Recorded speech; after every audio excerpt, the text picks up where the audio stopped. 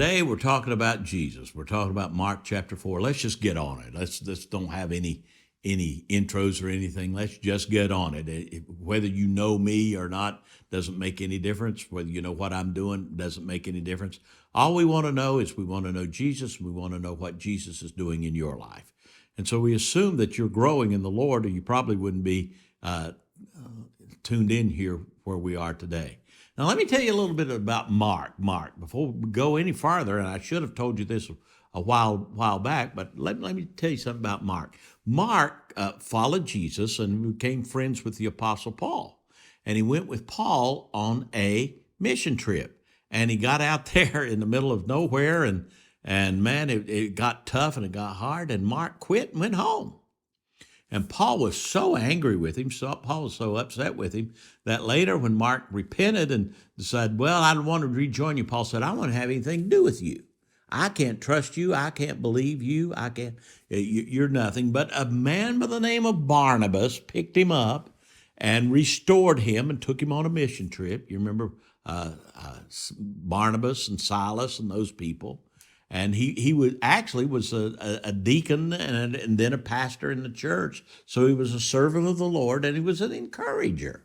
All of us need a Barnabas in our lives, somebody to encourage us, because all of us are going to be like Mark. We're going to quit sometime. I've done it, you've done it, but they call it now quitcation. Quitcation. It means people still have a job, but to quit doing anything and just draw a paycheck until they fire them, and they really don't care. Well, Mark quit, but Barnabas encouraged him, and God restored him.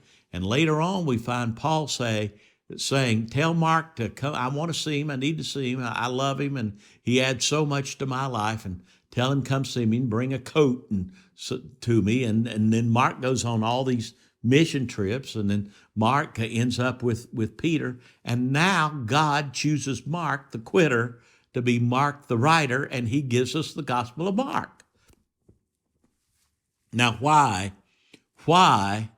is that so important?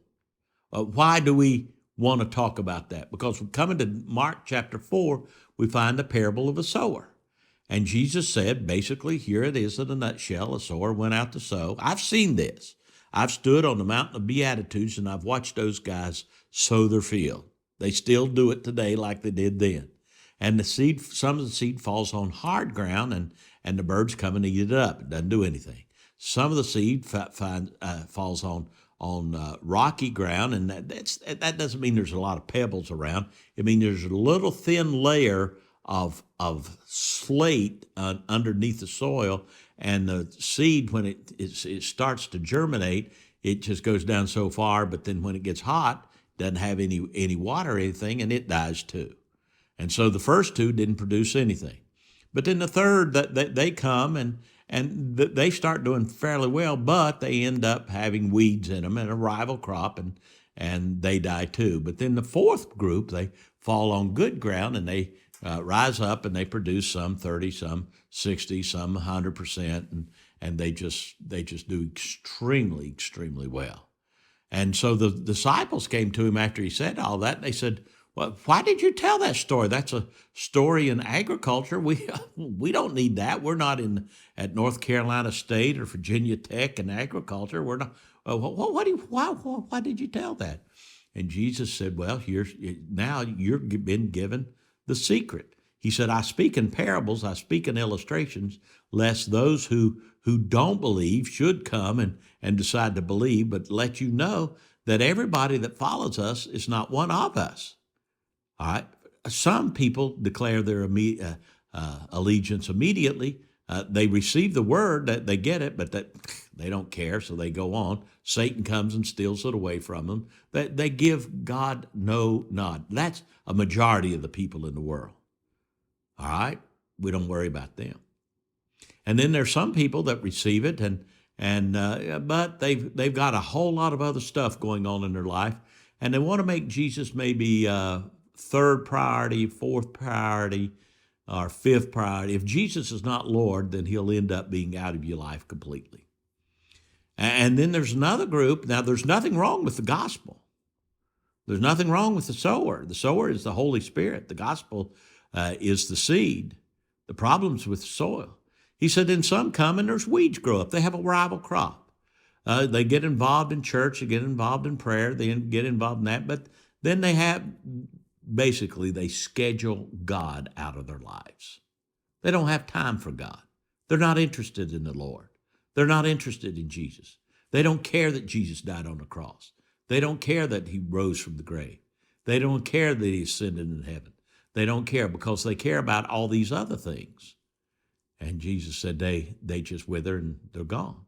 But then there's another group, and they receive it with joy, and they nurture it, and they know why they're here, and they produce fruit on and on and on and on. And what Jesus wants you to know is this. There are some people who will reject the gospel. There are some people who are like Alka-Seltzer Christians. They fizz up for a minute and then they go down. And then there's some people that are just like, what would we call it? They come to church on Christmas and Easter, and that's about it.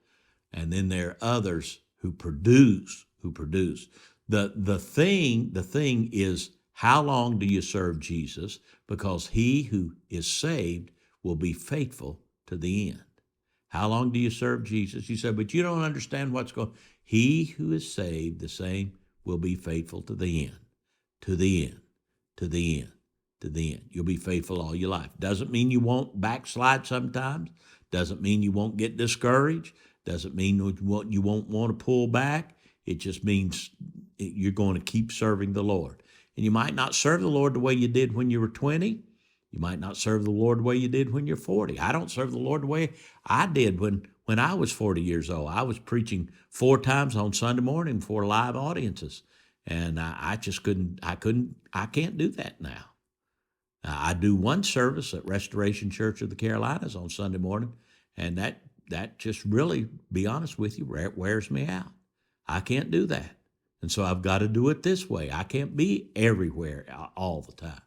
And so God has shown me a way whereas I can multiply what he's doing. And what I want to do is I want to instill this vision in your heart, in your life, so that you can take this and then you can start you a discipleship group, and you can take what I'm giving you and show it to them and get them to read the Bible. And as they read the Bible, you get together and you say, what did God say to you in all of this?